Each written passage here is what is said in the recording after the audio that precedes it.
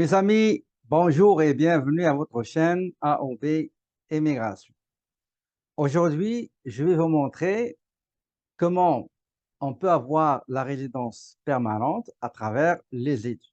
C'est-à-dire, on va voir d'une manière sommaire quelles sont les étapes à franchir durant le processus de la demande de la résidence permanente à partir de l'inscription dans un établissement d'enseignement désigné jusqu'à le commencement des études, l'expérience exigée, ainsi que la demande de la résidence permanente, soit dans la province du Québec, soit via d'autres provinces du Canada hors Québec.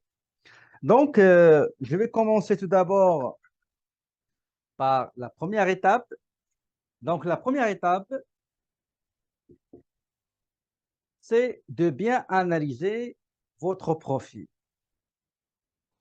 sur le plan âge, études, l'écart entre la fin de vos études et le moment où vous avez décidé de reprendre les études ici au Canada. C'est très important cette étape-là, donc on va dire ici, donc analyse de profil, ok, pour le projet études. Donc, c'est quoi ma formation initiale? Quels sont les programmes qui vont me convenir et surtout quels sont les programmes qui vont m'aider à demander la résidence permanente, soit au Québec, soit hors Québec. Une fois que vous avez fini votre analyse, vous avez pris une décision concernant le programme dans lequel vous allez étudier, la ville ou la région ou la province, etc. Dans ce cas-là, on va passer à la deuxième étape, donc qui est demander une admission dans un établissement d'enseignement désigné. Donc, selon l'article 220.1.1.a, c'est une condition euh, qu'il faut respecter, c'est de s'inscrire dans un établissement qui est reconnu et accrédité, autorisé par l'IRCC, Immigration, Réfugiés, Citoyenneté Canada, pour recevoir des étudiants étrangers. Ça, c'est l'article 216.1.1.a du règlement. Donc, une fois que vous avez reçu l'admission, ici, dans la troisième étape, on va distinguer deux voies. Donc, il y a deux voies. Il y a le Québec, donc la province du Québec, normalement qui est la destination des gens francophones. Il y a autre province.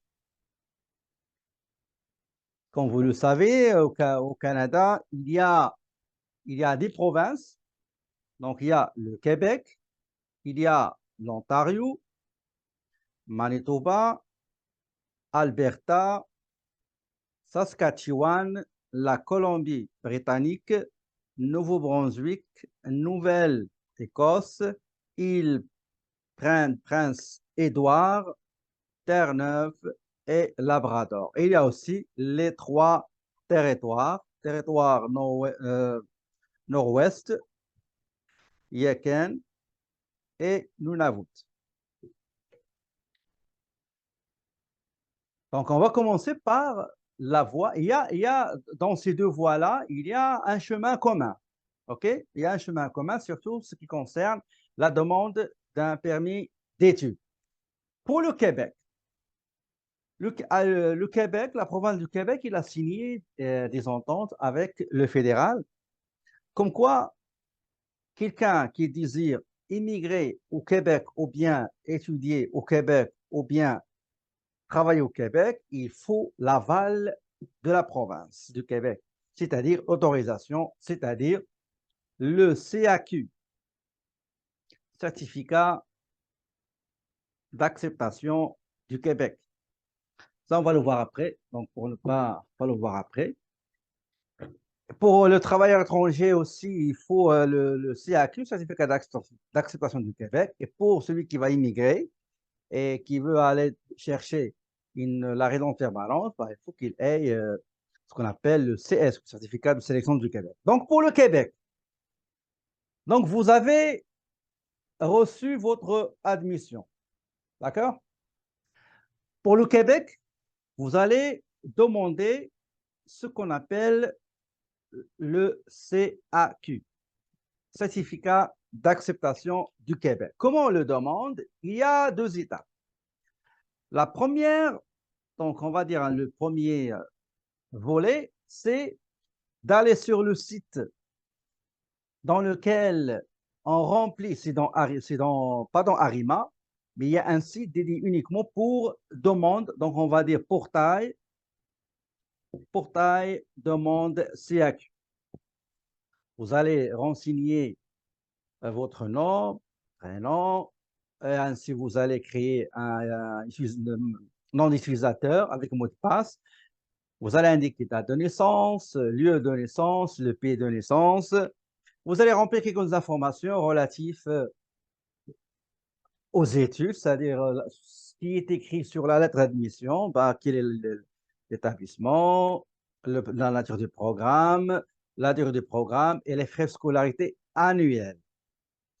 OK? Et après, on va vous demander, est-ce que vous allez mandater à donner une procuration, bien quelqu'un va vous représenter, une tierce personne, ou est-ce que vous avez aussi un représentant, c'est-à-dire avocat ou consultant au notaire, et il faut signer le mandat de représentation.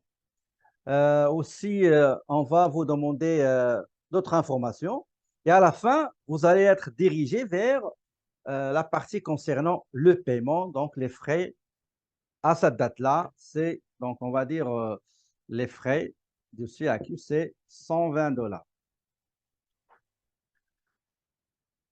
Et après, quand vous allez finir le paiement, attention, à droite, à gauche, en bas à gauche, il y a télécharger document ou bien download document. Ce document-là s'appelle déclaration, engagement et autorisation. Très important. Dans ce document-là, vous allez voir le numéro de la demande, votre nom, etc. Et aussi l'avocat ou le consultant, vous allez le voir au milieu de la page. Et il faut le signer. Ce formulaire, il faut le signer. Dans ce formulaire, attention, c'est bien écrit comme quoi vous devez normalement signer sur votre engagement et votre obligation de respecter le niveau scolaire pour lequel vous avez demandé le CAQ. Ça veut dire, si vous avez demandé le CAQ pour une maîtrise, selon ce que vous allez signer, vous n'avez pas le droit de demander un nouveau CAQ pour DEC, DEC, DEP. Vous n'avez pas le droit parce que vous l'avez signé, ce qu'on appelle, le formulaire s'appelle comme ça, déclaration, engagement, autorisation. Donc, une fois que vous avez payé, vous allez trouver, vous aurez un numéro de dossier. Ah, pardon, numéro de demande. D'accord? Et après, à peu près, je crois, 48 heures, vous allez recevoir par email ce qu'on appelle un numéro de dossier. Comment savoir ce numéro-là? Ben, vous allez dans le portail dans lequel vous allez créer votre profil et vous allez demander le CAQ, c'est en haut. Vous allez voir des documents avec un plus rouge et vous allez voir en haut le numéro de dossier. Ça va servir à quoi ce numéro de dossier? Ce numéro-là, il est très important pour passer à l'étape suivante dans le Québec. C'est création, profil dans Arima avec le numéro, pardon, vous allez créer un profil Arima, il va vous demander votre courriel. Au moment de la création, il va vous demander votre courriel et vous allez recevoir un code de validation. Vous allez le saisir, vous allez le renseigner et hop, vous serez à l'intérieur du portail Arima. Qu'est-ce qu'on va faire dans Arima? Dans Arima, il va vous demander quel type de service en ligne vous désirez avoir. Vous allez sélectionner étudiant étranger et il va vous demander le numéro de dossier. Le numéro de dossier que vous avez trouvé dans le portail de la demande de CAC. C'est celui-là, numéro de dossier. Regardez, une fois vous allez saisir le numéro de dossier, bah, il va vous donner des informations que vous avez déjà saisies. Il va vous demander la possibilité de téléverser. Upload, téléverser, c'est-à-dire déposer des documents. OK? Donc, à ce moment-là, vous avez en bas des trucs là en bleu. Ici, vous allez sélectionner le document, vous allez le chercher, et quand vous allez le déposer ici, il va vous demander quelle est la catégorie. Est-ce que c'est identité état civil?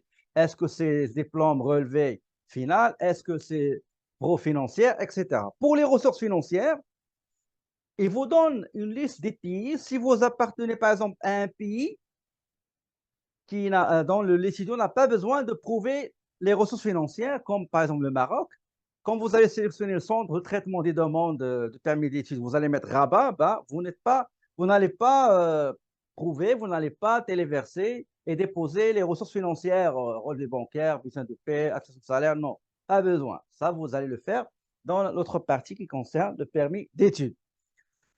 Et quand vous allez finir aussi la copie de la première page du passeport, quand vous allez finir le téléversement, vous avez soumettre ici. Si vous n'avez pas fini, vous pouvez revenir après et continuer le téléversement. Et après, vous allez finaliser le téléversement et après, vous allez soumettre, vous allez envoyer. Après une semaine, 2 semaines, vous allez recevoir la réponse. Est-ce que c'est avis favorable ou non? Parfois, on va vous demander des documents additionnels et des informations supplémentaires. Le numéro de dossier commence toujours par C et quelques 03 ou 4, ça dépend, et 9 aussi. Donc, une fois vous avez euh, donc on va dire réception de CAQ. Une fois que vous avez reçu votre CAQ, qu'est-ce que vous allez faire? Ben, vous allez chez IRCC, Immigration, Réfugiés, Citoyenneté Canada. Pourquoi? Pour demander un permis d'études. D'accord? La demande se fait toujours, en général, en ligne. Il y en a qui le font dans leur pays, format papier, mais c'est mieux de le faire en ligne. Si par exemple, vous savez comment le faire, allez-y, vous allez créer ce qu'on appelle clé GC. Vous allez dans canada.ca, chercher, créer un compte, vous allez répondre à certaines questions, vous allez valider avec un code, etc. Et vous aurez quand vous allez rentrer dans Canada C, vous allez choisir l'organisme affilié qui est ERCC, vous allez sélectionner immigré, quel type d'immigration, travailler, étudier, etc. Donc, voilà. Quand vous allez créer clé GC, là, vous allez demander le permis, donc demande de permis d'études. Pour demander le permis d'études, vous aurez besoin de votre CAQ, vous aurez besoin de certains formulaires. Si vous êtes à l'extérieur du Canada, donc c'est le IMM 1294, IMM 5645, information sur la famille, IMM 5476, ça c'est pour service recours au service d'un représentant, qui soit avocat ou consultant. Donc, ça, c'est recours au service d'un représentant. Et vous avez aussi, attendez juste une seconde, voilà. Et vous avez d'autres documents, c'est comment dirais-je, les diplômes, admission, les ressources financières du garant, etc., etc. Attestation de travail, attestation de salaire, bulletin de paie, les relevés bancaires, donc 6 derniers mois. Vous aurez aussi besoin, si le garant a une entreprise, ce n'est pas un salarié, bah, vous aurez les registres de commerce, les autres revenus, s'il y a revenus locatifs, revenus de placement, etc. Donc tout ça, vous allez le voir sur le site ou bien dans le guide de demande d'un permis d'études. Donc, et n'oubliez pas la lettre explicative. Nous, les consultants, les avocats, dans le portail RCC, on appelle ça lettre de soumission. Lettre de soumission. Donc, si une fois vous avez, envoyé et soumis votre demande, donc les frais, on parle du frais, les frais IRCC, il y en a deux. Il y a 150 $ pour le permis d'études et il y a 85 $ pour les données biométriques. D'accord? Pour les données biométriques. J'ai dit, une fois que vous avez soumis tout ça, vous allez recevoir après ce qu'on appelle lettre de collecte des données biométriques. Et on va vous demander dans cette lettre-là d'aller prendre un rendez-vous par téléphone, par Internet ou en personne. Rendez-vous en personne. Et aussi imprimer la feuille, là, ou bien la lettre que vous avez reçue, et vous allez au rendez-vous avec votre passeport. Si tout est OK, vous serez amené à faire une visite médicale. C'est mieux de faire une visite médicale préalable. Et dans le téléversement aussi, il y a une RIC qui s'appelle preuve de visite médicale préalable. Donc, vous allez prendre un rendez-vous avec le médecin agréé dans votre région et vous allez passer ce qu'on appelle une visite médicale préalable pour gagner du temps. Donc, après ça, si tout est OK, ben, on va vous demander de ramener votre passeport, etc. Donc, le passeport, vous allez le remettre à l'ambassade ou le consulat et vous allez être appelé après pour récupérer votre passeport avec une vignette visa étudiant et avec, pas un permis d'études, s'il vous plaît, mais avec ce qu'on appelle une lettre d'introduction. Lettre d'introduction. Donc, lettre d'introduction, vous allez la montrer, la donner, la remettre à l'agent de la SFC, agent du service frontalier du Canada, les douaniers. Il va faire quelques vérifications et après, il va vous imprimer le permis d'études. Une fois au Québec, donc une fois, avant de parler de la résidence permanente, pour les autres provinces, c'est ça. Vous allez sauter l'étape concernant le Québec et vous allez directement avec votre lettre d'admission, plus les autres formulaires, plus les autres documents requis, les preuves, etc.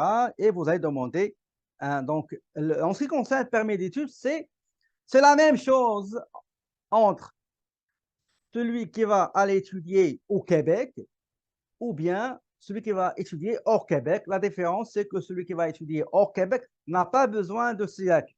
N'a pas besoin de SIAC. Pour l'immigration, pour la résidence permanente, pour le Québec, généralement, je vais essayer d'effacer un petit peu ici. Pour le Québec, il a un programme pour les étudiants qui s'appelle le PEC diplômés étrangers. Les programmes admissibles, il y a le DEP avec 1800 heures, si ce n'est pas 1800 heures, c'est moins de 1800 heures. Il va falloir faire ce qu'on appelle une attestation de spécialisation professionnelle, une ASP, pour compléter 1800 heures exigées et requises par le programme de l'expérience québécoise. Et donc, les programmes admissibles, il y a le DEP, il y a le DEC, le DEC ou le DEC technique. Le DEC pré-universitaire de 2 ans n'est pas admissible. Il y a le baccalauréat, il y a le master, il y a aussi le doctorat. Ces gens-là, ces étudiants, ils doivent aller travailler, ils doivent aller acquérir, chercher une expérience d'un an, sauf le DEP, c'est un an et demi, donc 18 mois. Le DEP, le titulaire d'un DEP doit aller travailler 18 mois, le reste doit aller travailler un an. Après ça, bah, il va demander le CSQ. Et avec le CSQ, là, le CSQ, il va demander la résidence permanente. Pas oublier que parmi les conditions aussi, il faut réussir ce qu'on appelle attestation d'apprentissage des valeurs démocratiques et des valeurs québécoises dans Objectif Intégration. J'ai déjà parlé amplement de ça auparavant. Et les tests de langue aussi, ils sont obligatoires, sauf pour les gens qui ont fait déjà ces diplômes-là. Et, euh, et voilà. Et pour la résidence permanente, il y a d'autres formulaires qu'il faut remplir. Donc, on n'a pas assez de temps pour les énumérer toutes. Mais vous pouvez les chercher sur le site de l'immigration. Pour les autres provinces, là, c'est différent. Pourquoi? Parce que, j'ai oublié une chose, en ce qui concerne, par exemple, et c'est très important ce que je vais vous dire tout de suite. En ce qui concerne AEC, ou bien DUP dans la durée, dans le nombre d'heures est inférieur à 1800 heures, pour le DUSCS, certificat, etc., qu'est-ce qu'ils doivent faire? Ces étudiants-là qui sont diplômés de ces diplômes-là, ils vont aller chercher le CSQ dans le PEC travailleurs étrangers. Pour ce faire, ils doivent aller travailler 12 ans.